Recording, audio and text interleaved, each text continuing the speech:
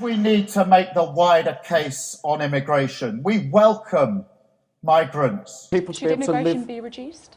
Well, I don't believe in numbers and I don't believe in salary gaps. We've always welcomed people to work in this country. We could get a more positive route, which didn't take us into the place of, numbers or quotas or, you're only worth having it, you can earn a certain amount of money. What about foreign nationals living in the UK? Should they get a vote? I would like us to look at that. The Labour Party's been a bit scared of making the positive case for immigration for quite a number of years. I think we need to turn that round. The whole of the United Kingdom is better because of immigration. Well, you've got to hand it to Keir Starmer. The UK Prime Minister, Sir Keir, is a man of his word, a man of principle, a good man, an honourable man, He's like a samurai.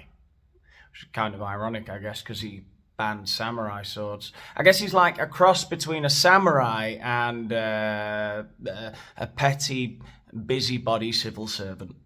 Which probably the samurais were like that. I bet they were all anal about the rules and stuff. Anyway, the point is, Sir Keir Starmer is a samurai and he's a good guy and he sticks to his word no matter how thoughtless and inane his words are. There is no changing Sir Keir's mind, with any amount of reason or logic, Now, we may disagree about how much our culture has been enriched over the last few years with around 1 million foreigners coming into the country and working for Deliveroo. But Sir Keir is convinced, and that is a good thing, I guess, in a leader. He believes in him. So yes, I believe in this. I believe we need to reduce immigration significantly. Oh, well, that's awkward. I wonder what could have changed Sir Keir's mind. Let's find out. Who's Daniel Boland?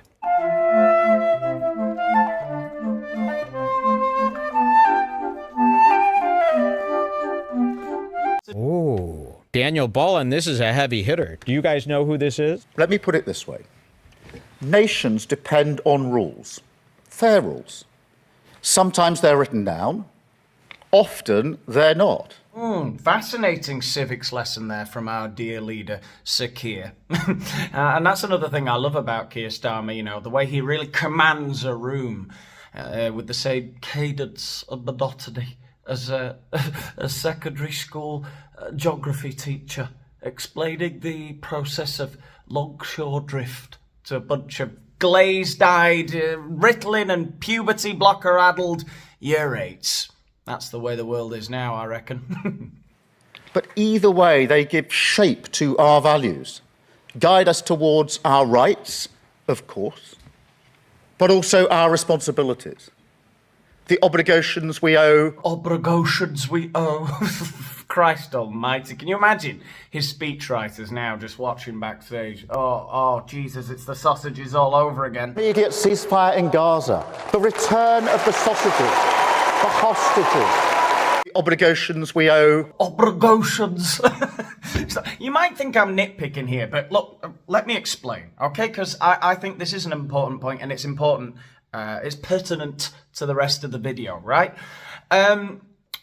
If I'm making that speech and I accidentally have a slip of the tongue, God forbid, and I say obligations, right? I'd stop myself. I'd say the obligations, right? Because I really want to get across it. I'm a human. I'm talking to you about something, right?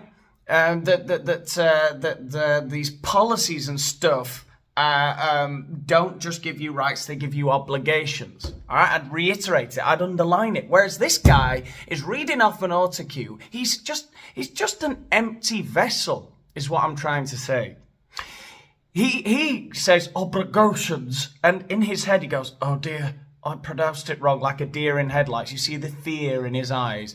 But his mind says to him, it's like, don't worry, Keir. They didn't notice. You could get through this. You're not trying to get through a thing, right? You're supposed to be leading. You're supposed to be at the helm, And this is something I see with Keir all the time. I don't think there's much going on up here. I think he's one of those people who's, clearly good at climbing ladders and passing exams. He should have been some busybody civil servant, as he was all of his life. But somehow, by some freak of nature, this fool is play acting as the leader of a country, right? I think he has an ideology, but he's really captive by the ideology. There's nothing, there's no cogs whirring back there. It's just nothing. It's nothing. There's nothing there. The obligations we owe to each other. Now, in a diverse nation like ours, and I celebrate that. Oh, that's nice. He celebrates how diverse the UK is. Every day must be like frigging Christmas in the Starmer household. But you see what I mean? That's just another example. A neutral adjective like diverse to him is inherently positive. Because of course it is. Because they told him it was. Celebrate diversity. What an absolutely mindless and vacuous thing to say. What do you mean you celebrate diversity? Celebrate how? And when? When do the celebrations begin exactly? Or is it just permanent? You're just walking down the street. What triggers the celebration? You see a different ethnicity. Hurrah for diversity! You're swinging champagne bottles into the rafts as they rock up on the shores of Dover. These rules become even more important. Without them, we risk becoming an island of strangers. Well, that's not very celebratory, is it, Enoch? An island of strangers. What next? Rivers of blood? Or sand dunes of coke forming at the doorsteps of all those Turkish nail salons? Not a nation that walks forward together. So when you have an immigration system that seems almost designed to permit abuse, that encourages some businesses to bring in lower paid workers rather than invest in our young people, or simply one that is sold by politicians to the British people on an entirely false premise, then you're not championing growth, you're not championing justice, or however else people defend the status quo. You're actually contributing to the forces that are slowly pulling our country apart.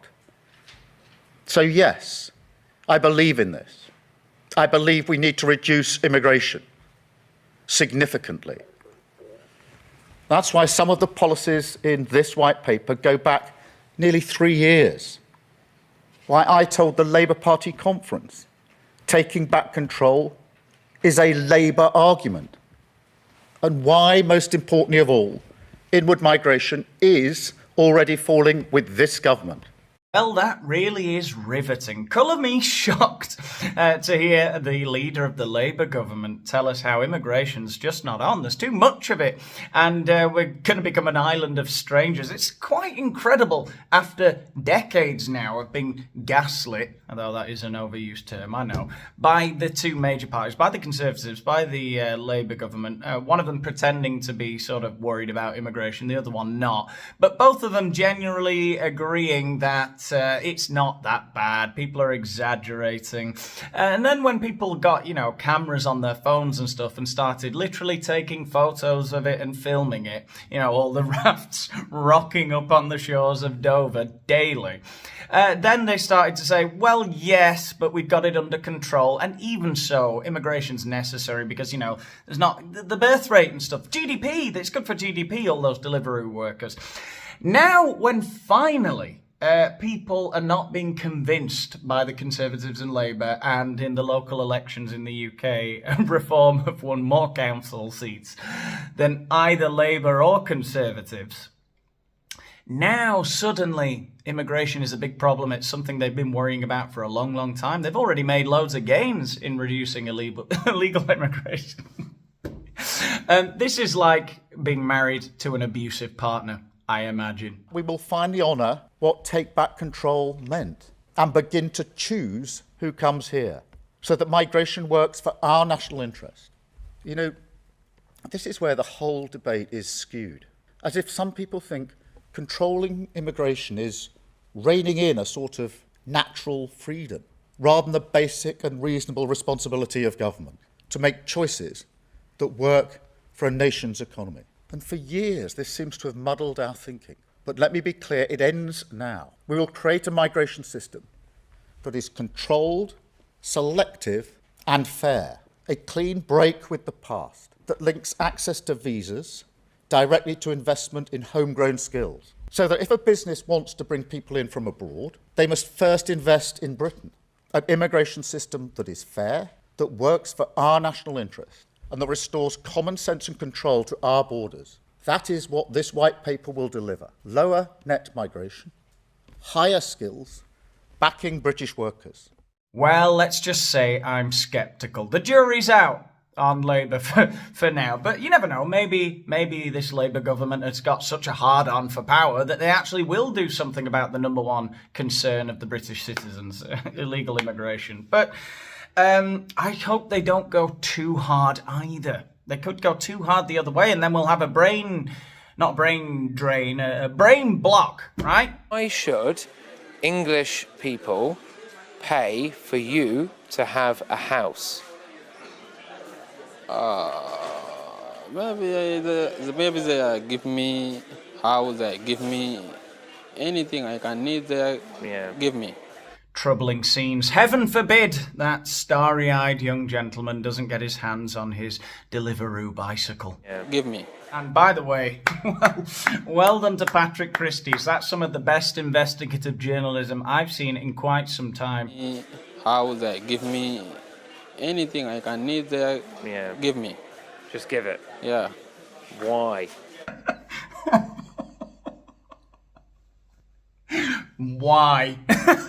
Oh, well, that was good. Give me. Just give it. Yeah. Why? Because people in England is perfect. Oh, so you think we're all rich people, so we can give? Okay. Yeah. Can I tell you something? Okay. We are not all rich people. If I said to you, look, we don't have enough houses in England, would that stop you coming to England? Okay. Maybe I come back in my country and I change in another country after. Yeah, maybe you try another country if you realise that we can't afford England. Yeah. Yes. Yeah. Okay. Now I just want everyone at home to understand that every single person in this room is absolutely desperate to come to Britain. The only reason they are here is to try to come to Britain. Well, it's understandable. They are coming over from war-torn, famine-stricken France. A skilled migrant will contribute on average £16,000 a year towards our economy, and that's when you include the public services he or she may use. By the way, compare that to a Brit skilled worker, that's £800 minus public services they use. If it isn't the Mayor of London, Sadiq Khan, to tell us how it is. He knows the score. So all the skilled migrants, basically, people who come over here to work as nurses and doctors and stuff, which, most people don't have a huge problem with. That's not the main issue, but whatever. Those people are just basically gold mines. Ooh, you could farm them. There's 16,000 on average a year that they give to the country, whereas the silly natives, they're disgusting. They make 800 at best. And he's not manipulating the data in any way, like factoring in the life cycle costs of someone born in Britain, like being born in a hospital, being educated publicly, stuff like that. And here's the lovely stat. A skilled migrant's family will contribute to the British economy £12,000 a year. That's even when you take away public services they use. A British skilled worker's family takes from the economy £4,400 when you include public services they use. What about that is a lovely stat? I don't understand. Why is it lovely to these people? How twisted does your mind have to be to find it lovely that in your world, everyone born in Britain is a disgusting leech costing the government money, God forbid, and everyone who comes here is just, they're just brilliant. They're just contributing and enriching everything.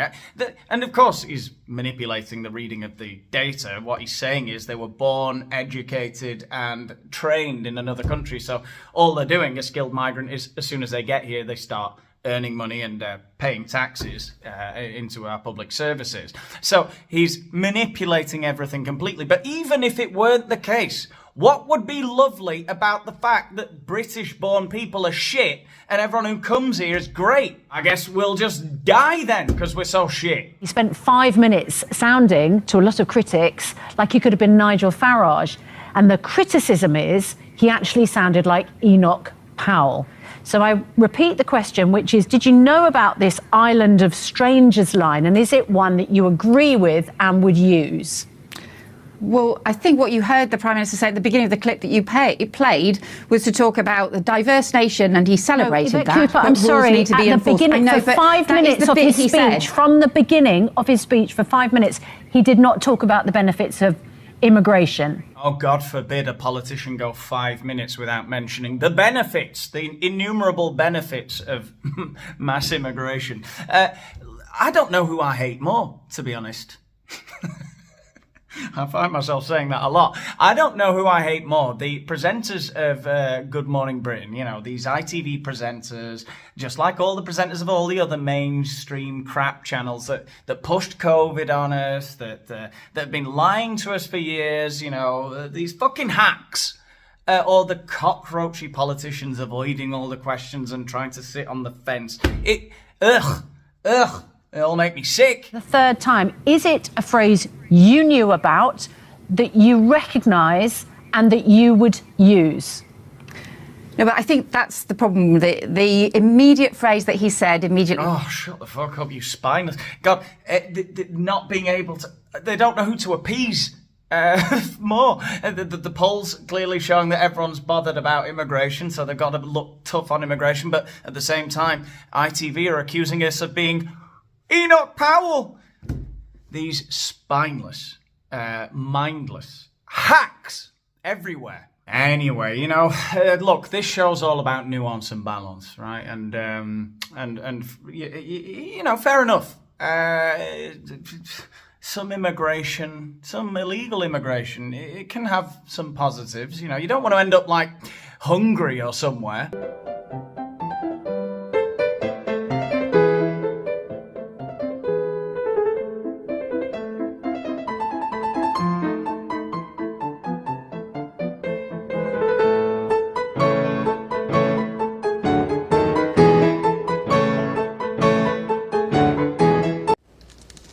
Horror.